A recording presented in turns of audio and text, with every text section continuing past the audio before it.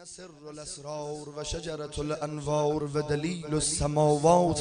وأنيس المسبحات وخليل جبرائيل وصفي ميكائيل. أنا شدد الخلائق ومحقق الحقائق ومؤول التأويل ومفسر الإنجيل وأولفة الإيلاف والرجال الأعراف وسر إبراهيم وثعبان الكليم يعني عصاي موسى وولي الأولياء وورثة الأنبياء وأورياء الزبور وحجاب الغفور وسبة الجليل وإيلياء الإنجيل وشديد القضاء وحامل اللواء وإمام المحشر وسوق الكوثر وقسيم الجنان وشوتير النيران. أنا يعصوب الدين وإمام المتقين ووارث المختار وزهير الأزهار ومبيد الكفرة وأبو الأئمة البررة وقول الباب ومفرق الأحزاب وجوهر الثمينة وباب المدينة. أنا مفسر البينات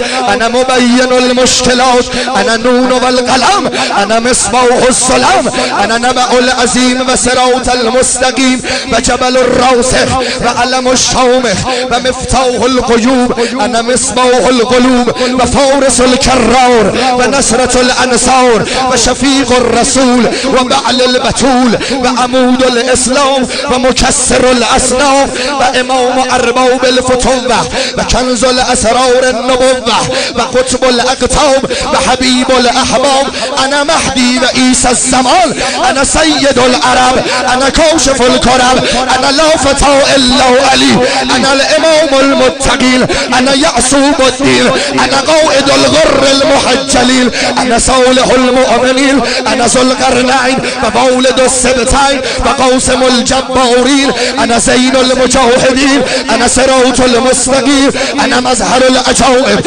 ومطلوب كل طالب ومظهر الغرائب والشهاب الثوب أنا نقطة دائرة المطالب أنا أسد الله الغالب غالب كل غالب ومطلوب كل طالب صاحب المفاخر والمناقب أنا صديق الأكبر أنا فاروق الأعظم أنا أخو الرسول أنا زوج البتول أنا إمام الأول أنا لسان السيل أنا وجه الله أنا جلب الله أنا أسد الله أنا كلام الله أنا نور الله أنا لسان الله أنا يد الله أنا قدرة الله أنا عين الله أنا باب الله أنا اسم الله أنا أمين الله أنا أوية الله أنا الحيدر أنا الصفدر أنا الذي سمتني أمي حيدرة أنا قوم الفجرة أنا أمير الغزوات ونفس النبي أنا القلم الأعلى أنا لوح المحفوظ أنا أحيي وأميت